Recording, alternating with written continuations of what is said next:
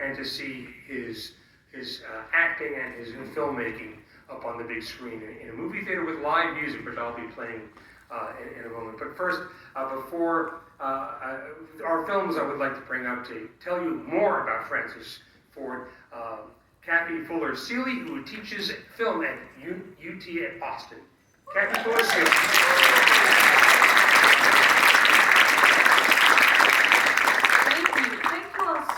Coming out today.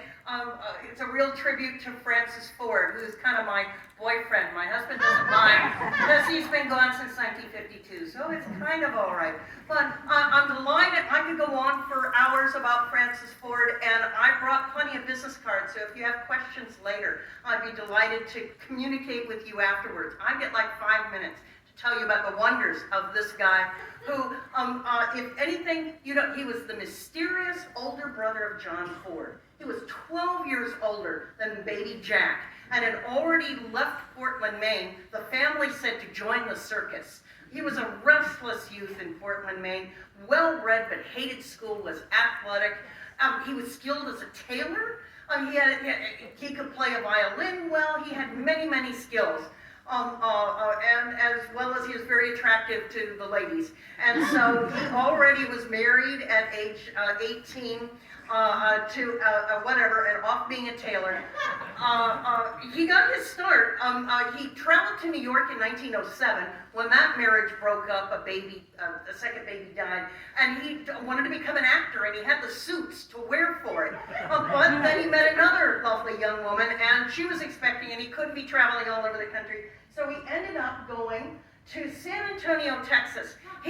Francis Ford learned how to make films with this marvelous group headed by Gaston Méliès, the mysterious older brother of George Méliès. 2 years in Texas learning how to make westerns. I'm publishing a book with my dear co-author Frank Thompson about this 2 years adventure. But it really, Francis Ford was all in. He really had a career going. From there, they were among the first companies to get out to Southern California, where Gaston promptly said, "You've got me 20 releases ahead, I fire all of you."